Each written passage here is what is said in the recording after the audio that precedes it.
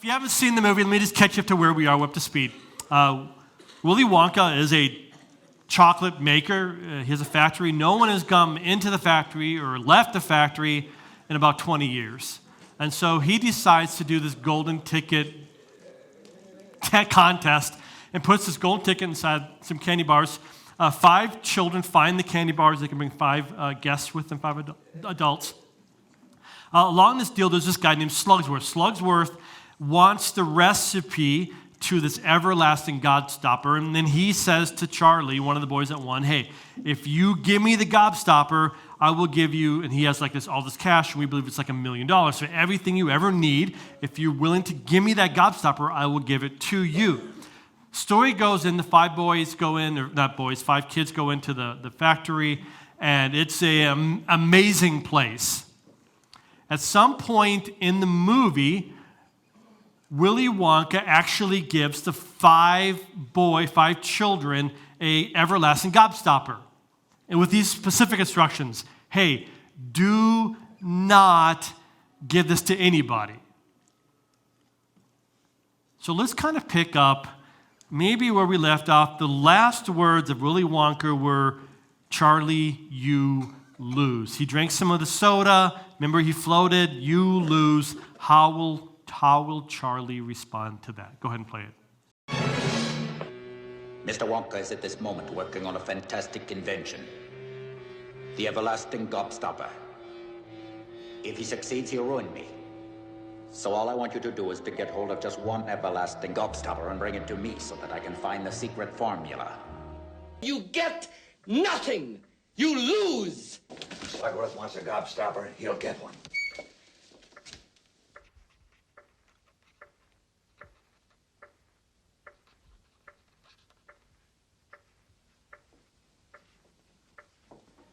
I can only give them to you if you solemnly swear to keep them for yourselves and never show them to another living soul as long as you all shall live.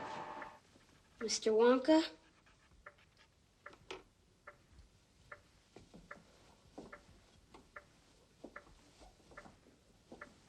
So shines a good deed in a weary world.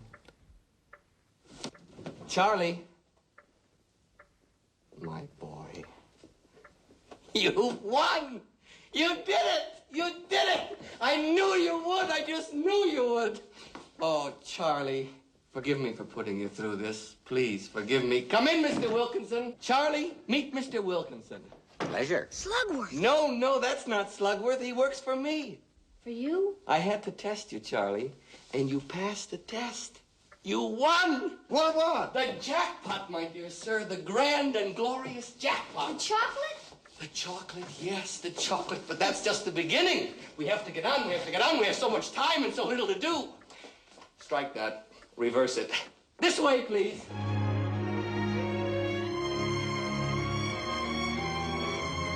How did you like the chocolate factory, Charlie? I think it's the most wonderful place in the whole world. I'm very pleased to hear you say that, because I'm giving it to you. That's all right, isn't it? You're giving Charlie the... I can't go on forever, and I don't really want to try. So who can I trust to run the factory when I leave and take care of the Oompa Loompas for me? Not a grown-up. A grown-up would want to do everything his own way, not mine. That's why I decided a long time ago that I had to find a child. A very honest, loving child to whom I can tell all my most precious candy-making secrets. And that's why you sent out the golden tickets. That's right. So the factory's yours, Charlie. You can move in immediately. And me? Absolutely. What happens to the The rest? whole family. I want you to bring them all. But Charlie, don't forget what happened to the man who suddenly got everything he always wanted. What happened? He lived happily ever after.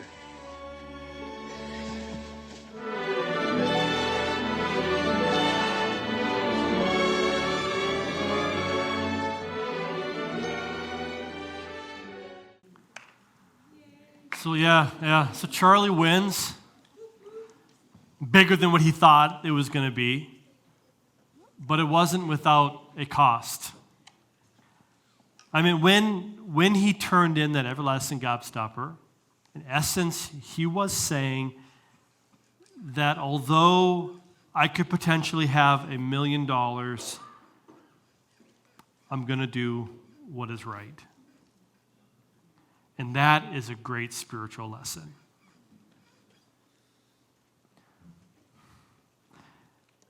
In life, it can seem at times as if our sacrifices, especially if you're a follower of Christ, it can seem as if our sacrifices, giving our best, doing what we know God is calling us to do, doing the right thing, often it can feel like an end.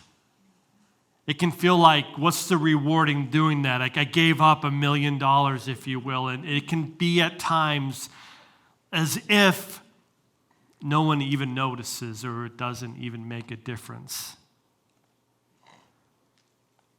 Perhaps we can tithe out of obedience and wonder, like, does God even care? Is this doing anything at all? There are times when we want to seek revenge.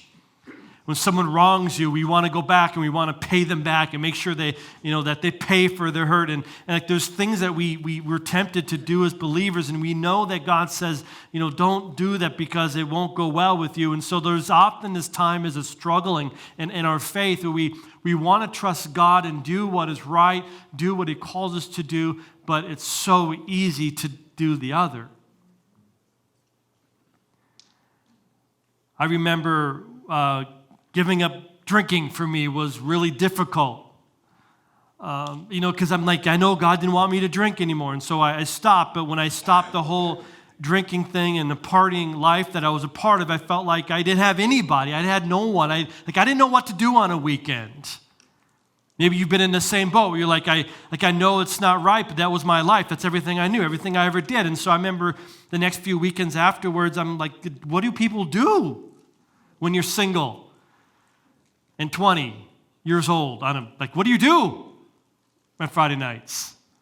And that was a struggle for me. And I'm thinking, God, where's this reward for my faith? Where's the blessing and how's it going to come? Maybe you're here today and maybe you're watching online and you're thinking, man, you know what? I'm here because my family wanted me here, because I know it's the right thing to do. But in the back of your mind, you're thinking, I could have been out snowmobiling or cutting wood, or I don't know what you do, traveling somewhere to go shopping, I don't know. But you're here today, and you're asking yourself, was it worth it? Is the sacrifice going to make a difference at all? And here's the point that I want to hit on today. If Willy Wonka, a fictional character, someone who's in a story, if he is good and rewards Charlie, even though he did mess up. He drank the soda, right? The bubbly soda. And remember, he floated, if you saw the movie. So if Willy Wonka, as fictional character, is good, how much more is our God better? I just want to share with you today that God is on your side. That Elohim, Creator God, is in your corner. And there's a faith statement, and here it is. It's absolutely impossible to give more or do more for God than He can do for you. It's a faith statement. We live in this belief that says that whatever I do is unto the Lord, whatever I sacrifice is unto God, however I live my life, however I refuse to get involved in the gossip, however I refuse to defend myself, however and whenever I forgive somebody for hurting me or wronging me, however I do that, there's this faith statement we believe that says that God will not see that and not respond. In other words, there's this faith statement that God sees what we do and does exceedingly more in our life. And so the text I want to bring up today is in Deuteronomy chapter 28. Deuteronomy chapter 28. And if you don't have a Bible with you, you can turn in the gray Bibles in front of you on page 2 to page 245, Deuteronomy chapter 28, page 245, and just giving you context. So the law is being passed out and the commandments are being passed out, and God sets this thing up of what it looks like if you and I will obey Creator God, Elohim. If we'll obey Him, if we'll trust Him with our life, God's setting this thing up for us of what that looks like. And so it says, if you fully obey the Lord your God, and if you carefully follow all His commands I give to you today, the Lord your God will set you high above all the nations on earth. In other words, if you obey me, I'm going to bless you. All these blessings will come upon you and accompany you if you obey the Lord your God. And here's what He says, verse 3. You'll be blessed in the city and blessed in the country. That means no matter where you go. If you're saying, God, that I'm going to follow you, I'm going to serve you, I'm going to do what you call me to do, it doesn't mean that life is going to be easy. It doesn't mean that nothing's going to go wrong. We live in a sinful world, but it does mean this, that God's hand will be on you, whether you're in the city, whether you're with all the people, or whether you're alone in the country in the middle of nowhere, God is with you no matter where you go. He goes on, that the fruit of your womb will be blessed. Your children, that your children, because of your obedience to God, because of you honoring God, because of you looking out for what God has in your life, that your family will also have favor with the Lord. The crops of your land, in other words, what you work at, the young of your livestock, your basket and your kneading through will be blessed. If you don't know what that is, either did I. So here's what it is. The basket is what you used to carry bread with, and so it's whatever you put your hands to do, whatever you put your hands on. The kneading through was where the bread was raised, and so it was sitting this little container, if you will, and that's where the bread would rise. And so in essence, God is saying that like whatever you put your hands to do, even what you're cooking, like God can bless your food. As someone that loves to eat, I really appreciate that. So I'm like, God bless Monica whenever she cooks, make it super tasty, and bless everyone else when they cook, cause them to share. Antonio, where are you? Tacos. God bless Antonio's tacos. And cause them to share. Amen. The Lord will grant that the enemies who rise up against you will be defeated before you. And listen to how that's described. So when people come against you, and when people accuse you of doing wrong, and they're constantly attacking you, and they're saying things about you, God says this, that they will come at you one way, one direction. Maybe it's one thing that they're trying to hit on, but they'll leave as 7. In other words, it'll be so scattered that God will scatter them away from you. I need that in my life.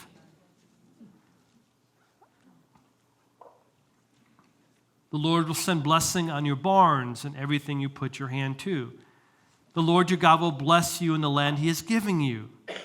And this is what's really fascinating for me. And so the question can be asked, why does God bless? Why would God bless His people? Why does God bless those that obey Him and serve Him and follow Him? Why does He do that? This is why. Verse 10.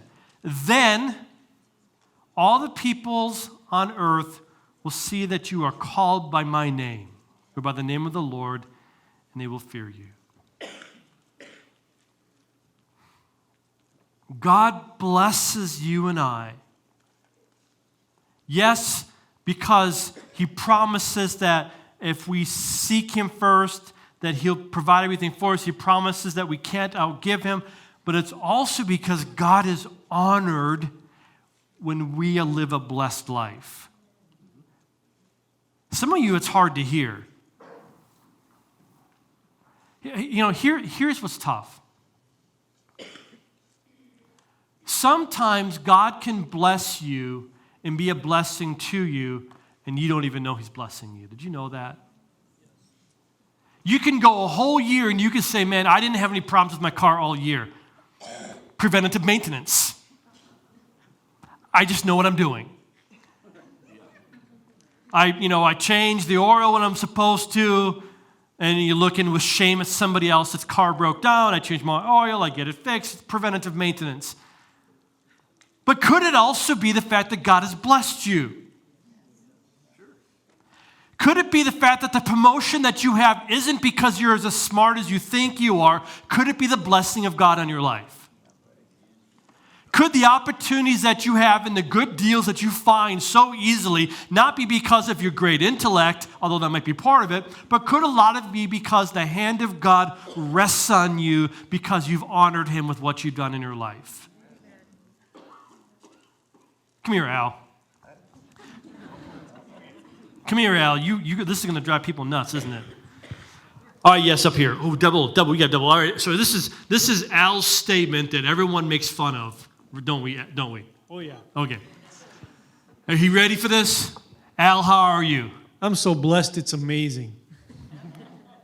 If you ask Al how he is, he's going to say, Oh, I'm so blessed, it's amazing. all right, go sit down. Thank you.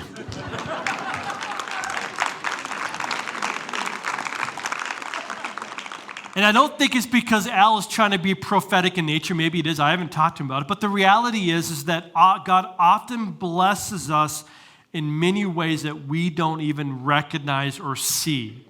I really believe when we stand before God in heaven that he's going to we'll look over our lives and go, you know what? Let me check this out. Remember all the deer you didn't hit? We were traveling to Marinette on Friday.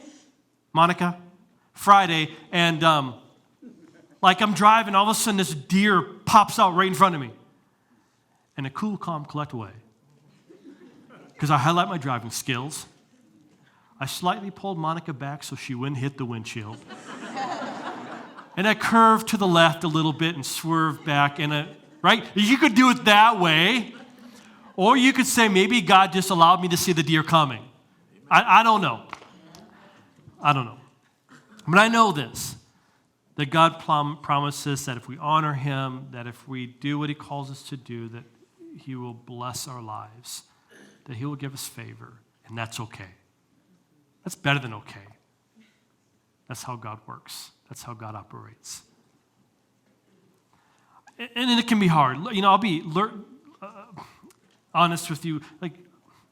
Giving for me can be a little tough. I don't know if anybody struggles with that. I share this a lot. I'm just not a very good Christian, I suppose.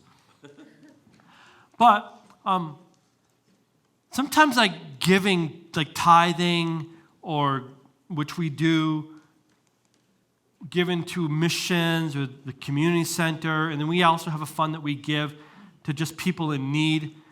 So we have 4 different areas that we regularly set aside to give. There's times in my life when I'm like, I don't want to. There's a lot of times when I just don't want to do it. Can I be honest, real? Because I'm thinking, I know someone that just got a 4-wheeler. Or one of those big, what do they call 8? They have 8 seats in the front, 8 seats in the back, and they sit and they fit an ORV trail. I don't know how that works, but somehow it floats. I don't know. And I'm thinking, if I wasn't giving as much as we're giving, I could buy one of those. Anybody else in the same place as me? Somebody help me. And so that's just real me. And so I have to constantly remind myself that God promises me in his word that I can never outgive him, that I can never serve him bigger than he can serve me, that I can never do something for him in his name that he won't bless me for. That's his promise. If I go back to Charlie, I can see, man, how many times could he have given in to what seemed to be the best? How many times could he have looked around those that were with him and said, you know what, remember Augustus, the fat little kid? Can you say fat anymore? What's the word you're supposed to say? Is it? Chubby, heavy set, slightly overweight. What? I don't know. But Augustus is all of those. I saw someone hit you. I don't know what you said, but I'm sure it was. So Augustus was all those. And so he finds, if you've seen the movie, the chocolate river. And as a kid, I'm thinking, oh my gosh, that's gold. And if I was there in this movie, I'm jumping in. Like, I mean, you guys can keep the flour, things that you're eating. I'm in the river. Like, I'm like Augustus. That would be me. But like the temptation that could have happened for Charlie to jump in, or how about like when Violet gets the chewing gum, like the 3-course meal, tomato soup, roast beef, baked potato. How many are in for that? And don't you want to just like, okay, just give me some. And then the blueberry pie. Oh, man. Sure, she turns into a blueberry, but whatever. I mean, so it's easy for us as believers, I think especially at Christmas. And this is, I don't know if you guys do this, but like I see all these things that people are buying and these sales, and I'm like, what about this? Maybe we should buy that. What about this? And like I see so much stuff, and sometimes it's easy to compare, and it's easy to look around and what other families are getting their kids, and like what they're getting their spouses or whatever. And it can look like they're winning. It can look like they're making it. And somehow I'm losing. And then I go back to, there's a story in 1 Samuel chapter 8, verse 6.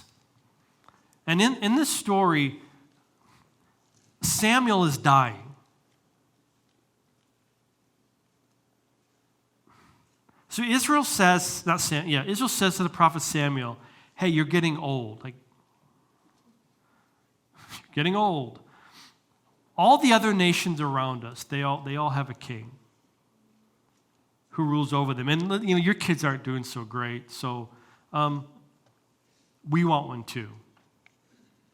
And a king in those days was someone that would lead the nation. They would be almost a person you could fall behind. It was the great leader. This is the king of this nation. And like there was something about having a king that you could call your own. It's kind of like having a football team. You don't do anything, but you call it your football team. Unless you're the Lions, and then it's tough. It's like a love-hate relationship. That we won't even go there. But anyway, I understand. But you like sometimes you want to have this ownership, and so they're like, we want a king. Everyone else has a king. We want someone to rule us. It doesn't even make sense if you think about it. But God was blessing them, and they were totally unaware of God's blessing. They didn't recognize that God had provided for them supernaturally. They didn't recognize that God was giving victory. They didn't recognize that God was leading them. Like you and I often do, they had no understanding of how much God had been blessing them over the years. And so they just said, I want to be like them.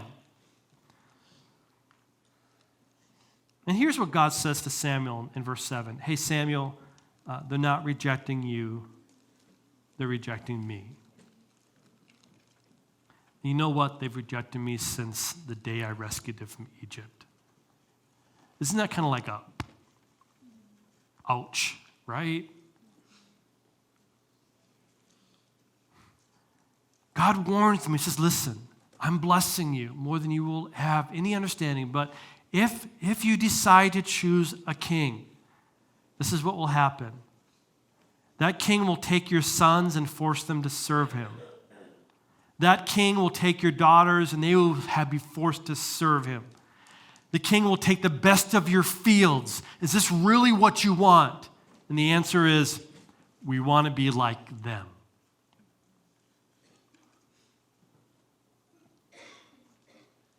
First Samuel 8:19-20, the people refused to listen to Samuel. No, they said, we want a king. We want to be like all other nations, with a king to lead us, to go out before us and fight our battles. 1 Samuel chapter 8, 19-20. That's a verse when you're starting to compare your life, maybe you should look at. Listen, this is the whole point today. When we align our lives, or when we align ourselves, when we line up with what God's calling us to do, and we submit to his lordship, when we come to the place when we're obedient, when we feel like, okay, I did what you called me to do, if it's tithing, if it's giving, if it's forgiving somebody, if it's you being the first one to get out of your comfort zone and talk to somebody, if it's inviting someone to your home, whatever God is calling you to do, if it's not cheating on your taxes, whatever it is, this is so important. The place that you think you stop is the place that God begins. Did you get that? The place we think, okay, God, fine, I'm going to do it, is the period, that allows God to move supernaturally on your behalf. I want to suggest to you this, that until we come to our end, God can't move on his part. You see it all over the scripture. Peter walks on water. Why? Because he got out of the boat. Goliath gets knocked down by David. Why? Because someone was taking a slingshot. The Jordan stopped flowing. Why? Because Joshua was willing to step on the water. You're going to find passage after passage in Scripture that God starts when we're willing to stop. Charlie thought the end of the goal was a tour of the factory. Little did he know that he was going to receive everything.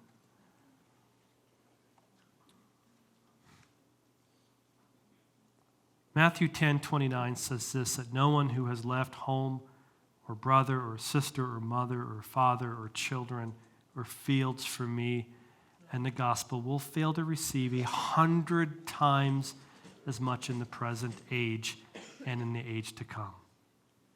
But that's Jesus speaking to you. That's not me. No one who serves God, who's willing to leave everything behind, will go unrewarded, both in this life and in the life to come. Matthew 10:29, look it up. I want you to consider Christmas just for a moment.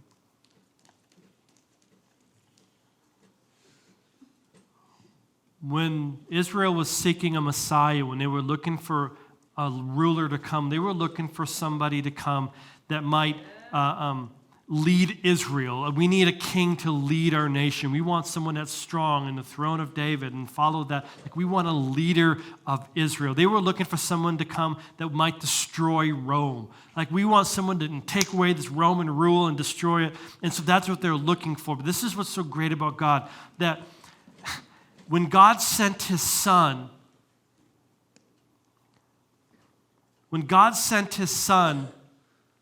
they were looking for a ruler of Israel. They were looking for a destroyer of Rome. But God gave a ruler of the nations and a destroyer of sin.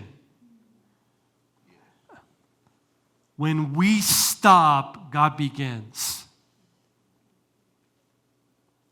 There's nothing that you and I can do in our wildest imaginations that even begins to compare to how great and how wonderful God wants to be a blessing in your life and through your life and to your life. Stand with me if you would.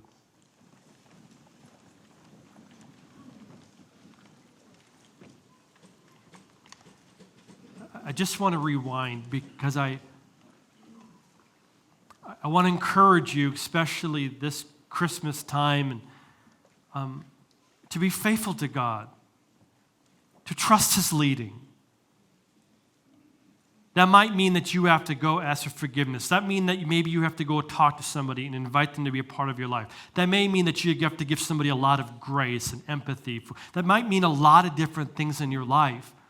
But I want to encourage you, especially during this Christmas time, as we think about, presents and gifts, to think about the greatest gift ever given, Jesus Christ, who was given to you and I. The period in our life, the end of what looked like it was the end of life at his death, it was only the beginning of something supernatural. It was the start of something great.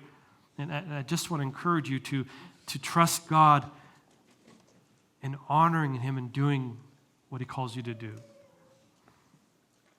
And the second part, I just want to encourage you or implore you to stop comparing your life with somebody else's. It's one of the reasons why social media is such a mess, because we're all prone to look at whatever it is and just compare and compare and compare, and it's so fake, it's so fictitious.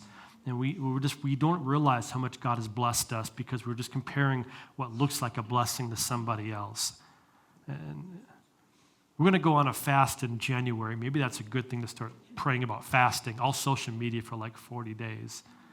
Because I see so many people that like depression happens because they just compare. Everyone else is having fun. Everyone else looks so nice. Everyone else is, and like it's all fake. Or if it's not, just worry about you. Anyway, it's a whole nother message.